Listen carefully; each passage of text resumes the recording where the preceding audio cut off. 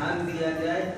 मैं 15 दिन से भक्तांबर स्तोत्र पर बहुत काम कर रहा हूँ।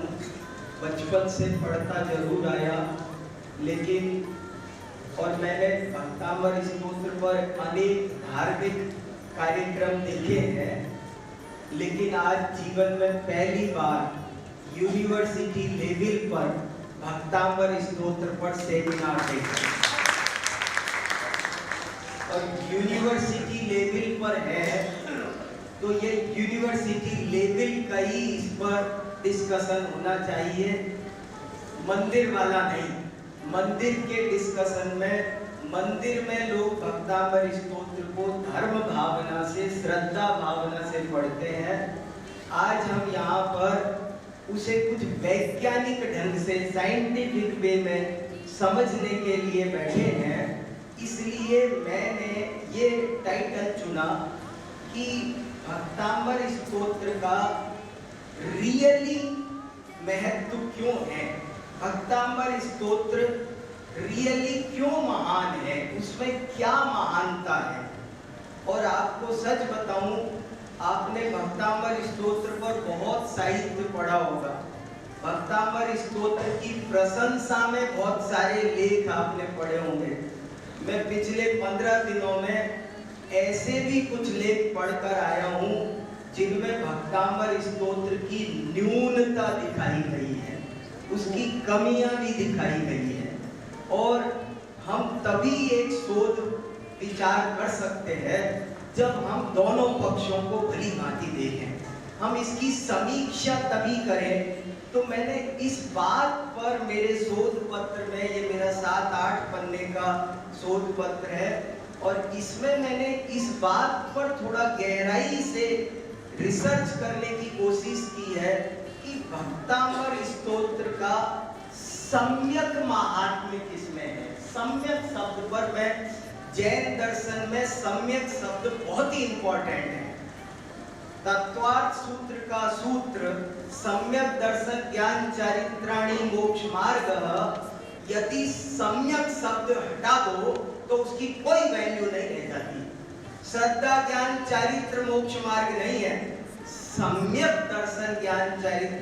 बार बार सम्यक पर आचार्यों ने जोर दिया है। 10 लक्षण का क्रम आता है तो वो उस सम्यक शब्द को भी फिर जोड़ देकर उत्तम में डालते हैं। क्षमा पर्याप्त नहीं है, उत्तम क्षमा चाहिए। मार्दव पर्याप्त नहीं है, ब्रह्मचर्य पर्याप्त नहीं है, उत्तम ब्रह्मचर्य चाहिए। तो मैंने भी सोचा कि भक्तांबर स्तोत्र का सम्यक महत्व निकाला जाए। किस बात के कारण भक्तांबर महान है या नहीं है, हम शांति से विचार करते हैं। मैंने इसको रीस्टार्ट करके नए सिरे से चिंतन किया कि इसमें क्या है, और मुझे एक क्लू मिला बहुत इंपॉर्टेंट कि स्वयं मानतुंग स्वामी ने सम्यक प्रणम्य, माने उन्होंने ये जोड़ दिया। माने प्रणम्य तो बहुत बड़ी बात कह दी थी, नम्य का भी था, प्रे लगा दिया, नम्य का भी था, प्रे लगा दिया तो हो गई ना बात। लेकिन नहीं, उनको भी ये एहसास था कि एक ही चीज का सदुपयोग भी होता है और दुरुपयोग भी होता है, और सदुपयोग जितना लाभदायक होता है, दुरुपयोग उतना ही ज्यादा हानिकारक भी होता है। तो कहीं ऐसा ना हो कि कोई इसका दुरुपयोग करे, इसीलिए उन्होंने, और ये सम्यक शब्द मानतुंग आचार्य ने एक 48 छंदों के काव्य में 3-4 बार प्रयोग किया है। 4 बार सम्यक शब्द का प्रयोग हुआ। त्वामेव सम्यक उपलभ्य, और फिर सम्यक शब्द लेकर आए बार बार। त्वत्संकथापि, कथापि कहते थे महाराज, नहीं, संकथापि, माने ये बहुत ही ज्यादा इंपॉर्टेंट बात थी। भक्तांबर स्तोत्र, जैसा अभी डॉक्टर तिवारी ने बात रखी, बहुत इंपॉर्टेंट बात रखी कि ये एक बहुत अभिव्यक्ति सौंदर्य का बहुत अनूठा उदाहरण है, और बिल्कुल ड्यूअलिटी को खत्म करके ये एक वीर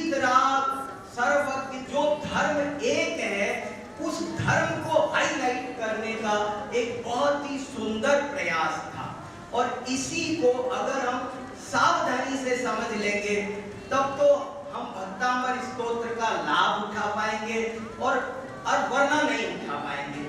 बहुत से लोग भक्तांबर स्तोत्र का पाठ कर, मैंने एक लेख ऐसा पढ़ा कि भक्तांबर स्तोत्र जैन स्तोत्र परंपरा का यदि ग्रंथ है तो जैन स्तोत्र परंपरा का आइडियल ग्रंथ, आदर्श मानक ग्रंथ तो समंतवज्र के स्तोत्र हैं, देवागम स्तोत्र, स्वयंभू स्तोत्र, ये हैं। और उनमें कैसी उच्च कोटि की फिलॉसफी भरी हुई है। वहां बात शुरुआत यहाँ से होती है, देवागम नवोयाना चामरादि विभूतया माया विश्वपित, चमत्कारों के निषेध से। और बराबर किस लिए वीतराग जिनेंद्र महान है, सत्वमेवासि निर्दोषों से बात शुरू हो। उनमें जो मूल स्तोत्र ग्रंथ है उनमें जो फिलॉसफी भरी हुई है वो तो भक्तांबर स्तोत्र में कहीं दिखाई नहीं देती है, वो तो गायब है। भक्तांबर स्तोत्र में अध्यात्म की, दर्शन की क्या बात है, सात तत्व का तो कहीं नाम तक नहीं है। कहीं जीव उद्गल भिन्न भिन्न है, शरीर आत्मा भिन्न भिन्न है, इतना तो नाम नहीं है क्या इसमें? क्यों इसको रोज रोज 24 घंटे अखंड पाठ की तरह पढ़ा जाए? इसकी बजाय तो कोई द्रव्य संग्रह पढ़ा जाए ना। इसमें 48 काव्य है 4-4 लाइन के, भक्तांबर द्रव्य संग्रह में 2-2 लाइन की 58 गाथाएं हैं। लेकिन इतना सुंदर और इतना महत्वपूर्ण और इतना प्रयोजनभूत है कि जो पढ़ेगा उसका भला होगा। बार बार चिंतन का विषय द्रव्य संग्रह होना चाहिए, इष्टोपदेश होना चाहिए, यह भक्तांबर होना चाहिए। कहीं ऐसा तो नहीं हमने दुनिया भय और आशा से संचालित है और हमने उन्हीं को काम में लेकर के भक्तांबर स्तोत्र को जनता में फेंक दिया हो कि लो तुम संभालो और तुम्हें एक तमाशा, एक खिलौना मिल गया।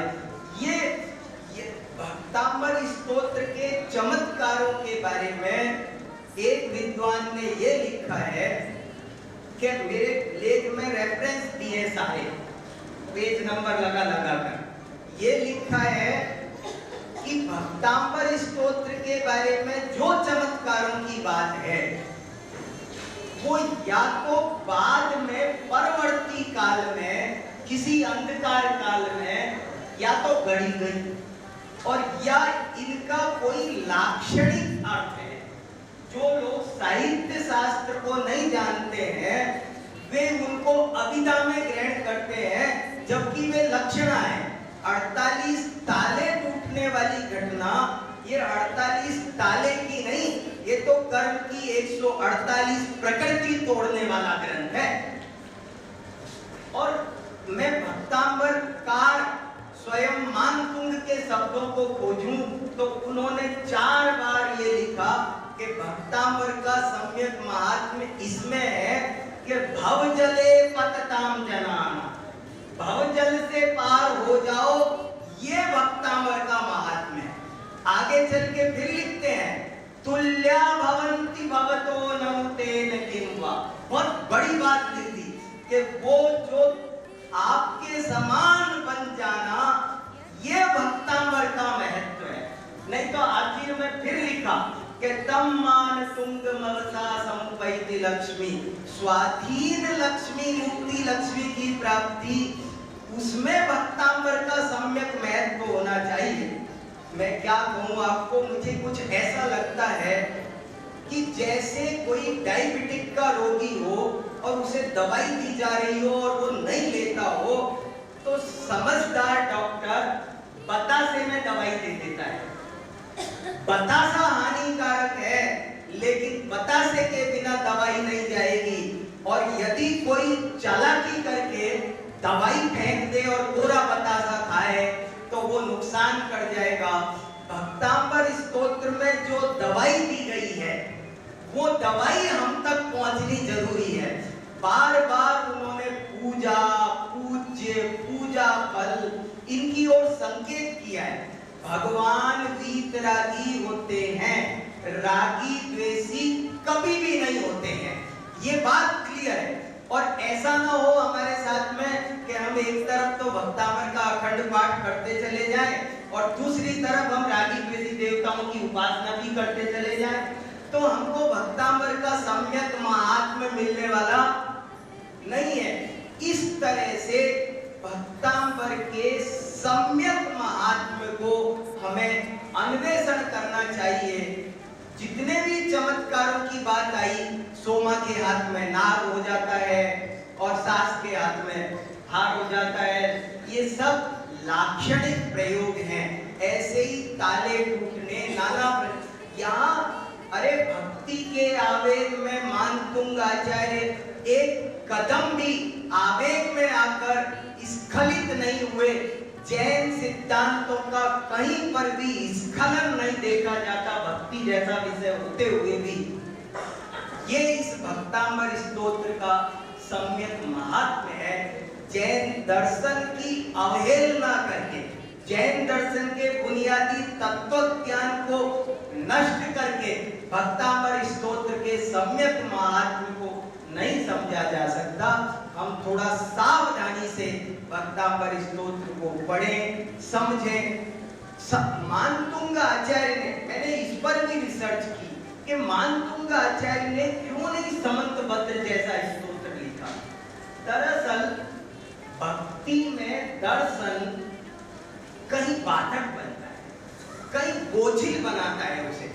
हेमचंद्र आदि ने भी स्तोत्र परंपरा लिखी, लेकिन उन्होंने चाहा, उनको जन जन को आकर्षित करना था, और उन्होंने तो तत्व ज्ञान की जो बुनियादी बात थी, भगवान वीतराग होते हैं, रागी द्वेषी नहीं होते हैं, और भगवान की भक्ति करने का असली फल कोई लौकिक नहीं है, बल्कि किसी भी प्रकार से निर्भय हो जाना, एकदम निर्भय हो जाना और उन वीतराग भगवान के समान स्वयं बन जाना। ये भक्तामर स्तोत्र का मूल संदेश है। और आचार्य मानतुंग जानते थे कि यदि कोई ये दो टप्पे की बात भी अगर समझ लेगा तो वो पूरा जैन दर्शन समझ लेगा। इसलिए वो ज्यादा फिलॉसफी में नहीं उलझे। इतनी बात बहुत सादगी के साथ, असल में जो बहुत धर्म तो बहुत सिंपल है, सीधा है, बहुत उसको कठिन हमने बना दिया। सहज सरल जीवन की पोथी, बड़ी अच्छी पंक्तियां हैं, इन पंक्तियों के साथ मैं मेरी बात पूरी करूंगा। सहज सरल जीवन की पोथी, बड़ा कठिन अनुवाद हो गया। पद पद के लघु विश्रामों पर कैसा घोर विवाद हो गया। उन सब विवादों को शांत करने के लिए ये भक्तामर स्तोत्र है। सीधी सच्ची फिलॉसफी है, सब बराबर है और तुम भी भगवान बन सकते हो, तुम भी स्वाधीन लक्ष्मी, मुक्ति लक्ष्मी की प्राप्ति कर सकते हो।